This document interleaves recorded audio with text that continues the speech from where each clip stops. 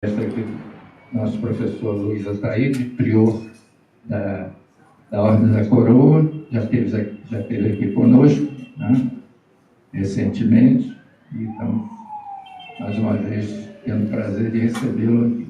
Né. Tenho certeza que, pela experiência, pelo que ele demonstrou aqui, vamos ter um tempo bastante bom para a gente refletir, né, sobre o conhecimento que só vai ser passado e avançarmos também mais com esse conhecimento que chega dessa ordem. Eu já estive lá, da Coroa. Denilson, eu trabalho também há muitos anos. Bom, então, muito obrigado. Vamos passar a palavra ao nosso mestre. Bom, boa tarde a todos. Já são conhecidos, né? E nós vamos falar hoje, e aliás eu quero dizer que a honra de vir falar é minha, né? De vir estar aqui com vocês. E o tema de hoje, na verdade, vai ser um tema para reflexão, né? Não é um tema para, digamos, um ensinamento, uma coisa, é uma constatação de uma realidade que está intrínseca em todo o processo cósmico, né? E esse sentido é que nós vamos passar a questão do corpo, mente e espírito, né? As trindades que existem em todas as religiões, né? E isso existe em tudo. Inclusive, existe uma questão muito importante, que todo esse conhecimento, tudo isso que existe, nos leva à questão da sustentabilidade. A gente fala em sustentabilidade, mas a gente sempre fala em razão à ecologia, né? Todo mundo, sustentabilidade, porque estão desmatando, o planeta vai ficar ruim, e essa sustentabilidade fica muito restrita a essa questão ecológica, etc., né? E sustentabilidade, dentro desse princípio de corpo, mente e espírito, que está intrínseco em tudo, como nós vamos conversar aqui. Eu até tive... Eu não gosto muito de escrever palestra, porque se eu escrevo, eu me atrapalho todo. Você quer acompanhar o que escreveu e depois falar, né? Fica difícil, né? Mas eu vou trazer alguns dados e citar fontes, vocês podem procurar no Google e tal, para também se aprofundar nesse conhecimento, né? E vamos começar falando do átomo. O que é o átomo? Prótons, nêutrons e elétrons. O que é isso? É uma trindade. Então a gente vê que na partícula que se chama indivisível, que até não está se mostrando como tal, porque tem as partículas subatômicas, né? Isso aí a gente vê que a natureza toda de tudo que existe no plano material existe através de uma trindade, né? E no caso específico do átomo, vamos também entender que o átomo é um espaço vazio. A gente pensa que o átomo é uma bolinha, que é o que a gente aprende, né, na faculdade. Na nossa época era assim, né? O meu grande Vinícius está aqui, me dando a honra da presença. Isso aí, eu não vou querer dizer a nossa idade não, mas é amigo de 55 anos. A gente tem muita história para contar. Então, essa questão é muito importante, porque quando a gente percebe que o átomo é um espaço vazio, mas depende de uma trindade, como qualquer tripé, se você imaginar um tripé sem uma perna, ele não fica em pé, né? Então, isso está na natureza, esses princípios.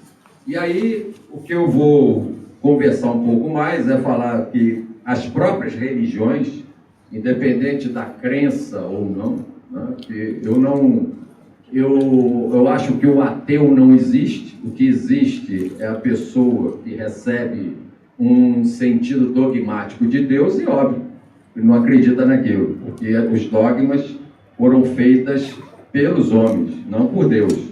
Mas quando a gente começa a entender cosmicamente que Deus é a totalidade, então fica mais fácil a gente entender que também nós fazemos parte de Deus. Então, é algo muito mais abrangente em termos universais, né? E aí a gente elimina os dogmas e tem o que a gente chama de fé consciente. Todos nós, né, somos Deus, né? E o comandante falou aqui da chama violeta, né? Isso é um princípio cósmico, né? Os 7 raios, etc., e que nos envolve a todos, né? Então, esse tripé de trindades, a gente começa a reparar em todas as religiões, nós vamos ver essas trindades, né? Seriam os deuses trinitários, todos eles têm esse conceito de Pai, de Filho e de Espírito Santo, como a gente conhece mais na Igreja Católica. Nós vamos encontrar em várias outras religiões, né? Eu anotei até aqui um livro que eu acho interessante, Antigas Verdades sobre uma Nova Luz, da Marie Sinclair, né? Ela era uma condessa e tal, fez esse livro, e aí ela chegou no seu livro à conclusão que quase todas as nações possuíam uma doutrina similar, né? Quer dizer, ela fez estudos, etc., é um livro bastante antigo, né? E aí vamos falar assim, para mostrar que isso não é uma coisa recente, isso é uma coisa bastante dentro da história, né? Nós temos os conhecimentos sumerianos, que aí as divindades que eram divididas em 3, né, para se falar de Deus, era Anu, que representa o céu, Enlil, a terra, e Ea, né, que são as águas, a tríade dos grandes deuses, né, na Suméria. A Suméria, vamos lembrar do Eneagrama, que vocês conhecem aqui. O Eneagrama é sumeriano, mais de 5.000 anos isso aí. Então não é uma coisa que nasceu ontem, ou uma moda, né? É apenas a gente estar buscando observar isso aí. E nós temos também na Babilônia o uso do triângulo equilátero, né? Nós sabemos disso, que o triângulo equilátero é a expressão dessa trindade, corpo, mente e espírito. Lá na ordem a gente fala muito isso, né? O espírito é a cor amarela, a mentalidade a cor azul e a materialidade a cor vermelha. Então a gente tem no triângulo essas 3 realidades nossa, né? Corpo, mente e espírito, né? E no caso do corpo nós temos a materialidade, né? E forma isso num triângulo equilátero, né? E a harmonia do corpo, equilíbrio da mente, tranquilidade do espírito. Isso é parte de um acrônimo que nós temos na ordem que se chama PATAI. Mas quando você tem essa trindade funcionando, dentro desse triângulo, você tem uma coisa que se chama paz, né? E aí, onde é que está essa paz? Tudo isso está onde? Está envolto num círculo, numa circunferência, que é o que representa o universo, que representa Deus. Por quê? Porque não tem princípio nem fim, né? Eu, inclusive, tenho feito lá na ordem um desafio. É fácil a gente imaginar o infinito quando a gente multiplica, né? Se eu perguntar para você quantas vezes eu posso multiplicar um número por 2, todo mundo vai dizer, é infinito. Multiplica quantas vezes você quiser. Agora eu quero ver você começar a pensar direitinho quantas vezes você pode dividir um número por 2. O infinito é o mesmo. Aí a gente chega a uma conclusão que o espaço-tempo não existe num plano fora da matéria. Não é isso? Você não tem passado, nem presente, nem futuro.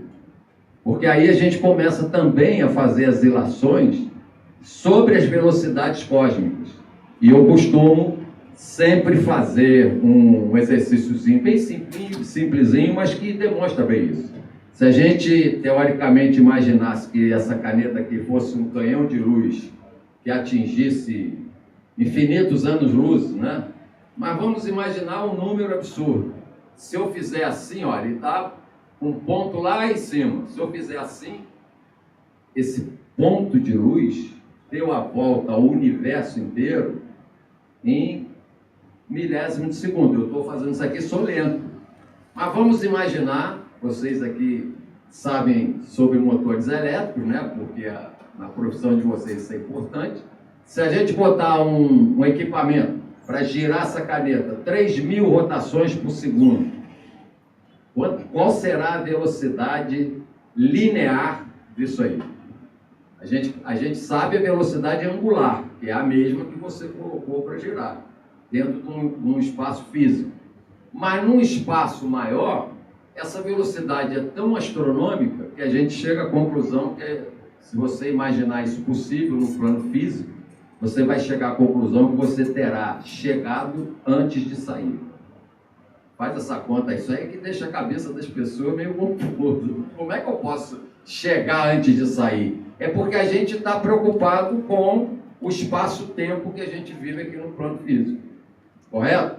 Eu saio de casa, eu pego meu carro, vou a 60 km por hora, e ando 60 km, então eu gastei 1 hora.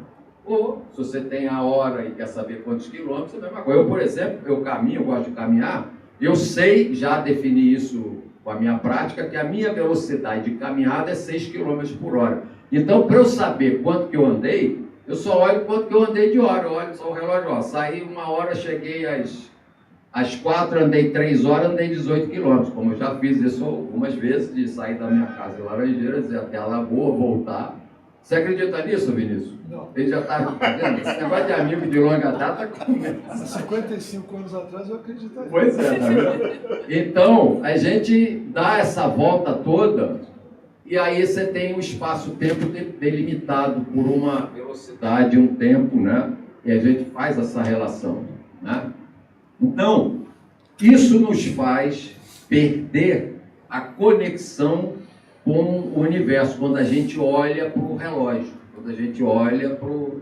Até eu digo lá na ordem, quando tem uma sessão, tem algum evento lá, aqueles que ficam preocupados com o relógio e que ficam preocupados com a hora de sair, estão desconectados, porque eles estão na relação espaço-tempo físico e a gente faz uma sessão espiritual com uma visão cósmica, dessa fé cósmica, não fé dogmática, né? Porque a gente fala, isso é porque é. E aí se criam os fanatismos, se criam aquilo que é algo que precisa ser entendido, né? Nada a ver com as doutrinas, que são importantes. E as doutrinas das religiões, principalmente as monoteístas, são a mesma doutrina, que é o amor. E o amor é esse círculo, é Deus. Então aí a gente começa a ver que há uma semelhança. Eu costumo dizer, por exemplo, que se o Sermão da Montanha de Jesus fosse praticado por todos nós, praticado mesmo, a gente sabe que a natureza humana torna isso impossível, mas se fosse praticado por todos nós dispensaríamos as leis dos homens. Já pensou? Você saber até onde você pode ir para não... Pelo amor, porque o amor é o outro, o amor não é você, não é o que você quer para você, que você quer, né? E essa vida material nos leva a uma condição da natureza humana que é um certo egoísmo. A gente costuma se situar em torno da nossa família, do nosso entorno, dos nossos amigos, e não ver que a humanidade é a extensão da nossa família, né? Aliás, a gente tem lá uma sessão, que é uma sessão da ancestralidade, e se vocês fizerem a conta, aliás, a gente faz sempre todo dia 26, tem a sessão lá, aberta ao público, né? A Ordem da Coroa não cobra nada, não tem que pagar nada, né? Tudo, o serviço espiritual como deve ser, não pode ser cobrado, né? E então a gente faz uma continha, faz uma multiplicação, por exemplo, vamos supor 80 anos, que é o tempo cristão, né, da era de Cristo, 80 e pouco, seriam 20 séculos, né, não é 80 anos, são 20 séculos, né, fazendo uma conta redonda, e vamos admitir que as nossas gerações ocorram 4 por século. Isso conservadoramente, porque a gente sabe que durante a história da humanidade as mulheres tinham filho muito cedo. Então as gerações se repetiam mais vezes do que 4, mas eu vou falar só 4 para não assustar. Então, se você fizer 2 pais, pai e mãe, e para a gente estar aqui com esses nossos corpícios aqui, todos nós precisamos de um pai e uma mãe, certo? Aí nós vamos precisar de 4 avós. vamos precisar de 8 bisavós, de 16 tataravós. E quem é bom de matemática aqui sabe que se fizermos essa multiplicação, a cada 10 multiplicações, nós vamos passar para a casa do milhar. Né? Aí depois vai para o milhão, mais 10 milhão, mais 10 bilhão. Eu falei quantas? 80. Então são 8 vezes, elevado a 8. Então, ó, a gente vai unidades, milhares, milhão, bilhão, trilhão, quatrilhão, quintilhão. Conta aí, quantas vezes eu estou multiplicando? Você vai chegar a um número de quintilhão, sextilhão, setilhão. Ah, mas tinha muito homem que tinha... houve épocas aí de que o incesto era normal, era pai tendo filho com filho, e era o mesmo homem. Então não tem problema, elimina metade, só conta as mulheres. Você continua com setilhão. Ou seja, quem diz que era parente de Jesus, ele, além de não saber fazer conta, ele está mentindo. Porque se fosse parente de Jesus, independente das crenças, eu não estou entrando exatamente nos dogmas e tal, como é que era, como é que não era. Porque tem muita história contada aí. Mas vamos supor que a gente dissesse que é parente. Jesus é parente de todos nós.